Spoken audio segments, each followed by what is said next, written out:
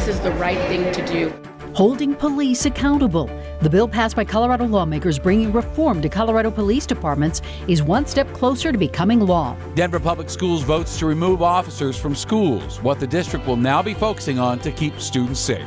There is a more broader approach we can take to safety. And welcoming back diners. It's going to have a big impact for us. What several Colorado communities are doing to help restaurants on the rebound.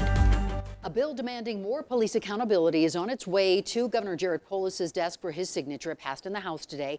And the bill is just one of the many pieces of legislation Colorado lawmakers are focusing on before this legislative session ends. Good evening and thanks for joining us. I'm Ann Trujillo. And I'm Shannon Ogden. Glad you're here. Now, under this police accountability bill, there are more body camera requirements and more public reporting.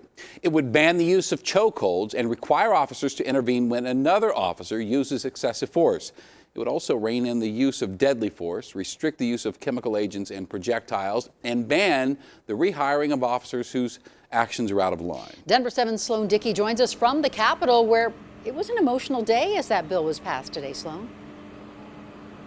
That's also a day of unity. Democrats and Republicans coming together to pass a bill that they said was necessary to heal the state of Colorado. Senate Bill 217 passed 52-13 in the House of Representatives. Many Republicans spoke on the floor saying they were against the bill at first, but in the end, after compromise, they changed their minds to vote yes. There were 13 no votes, but everyone that spoke on the floor said this bill is necessary to improve the bonds between law enforcement officers and the communities that they serve.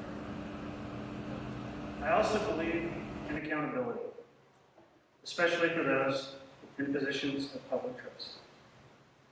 Misbehavior by law enforcement or lawmakers is corrosive to our society and breeds suspicion at a time when we need trust.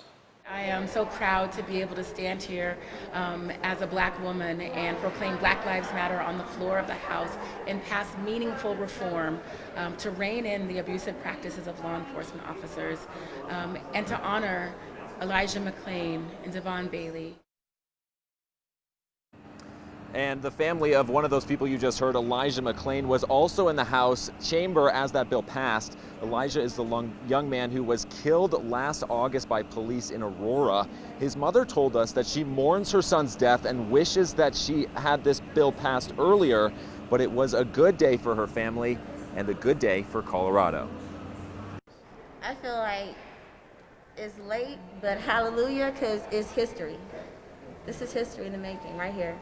We should have been done this, but I'm glad it's here now. Capitol building behind me, there's that tax bill and the vaccination requirements bill, both of which have drawn a lot of debate. But if you can imagine, it was just 3 weeks ago when George Floyd was tragically killed, sparking protests outside of the building behind me. But those protests started the conversations that led to the passage of this bill. And in the same building, this bill has passed, and now lawmakers I spoke with say they can go home happy.